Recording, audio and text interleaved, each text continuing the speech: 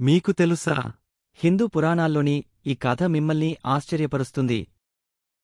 శివుడు తన నటన ద్వారా సృష్టిని సృష్టించాడు మరియు పాలించాడు. నటరాజ స్వరూపంలో శివుడు తన 4 చేతులతో అద్భుతమైన నాట్యాన్ని చేస్తాడు. నటరాజ స్వరూపం శివుడి సృష్టి మరియు సంహార శక్తులను సూచిస్తుంది. శివుని నటన అన్ని జీవులలో ఉందని మరియు అతను అన్ని చర్యలను పర్యవేక్షిస్తున్నాడని హిందూ పురాణాలు చెబుతున్నాయి.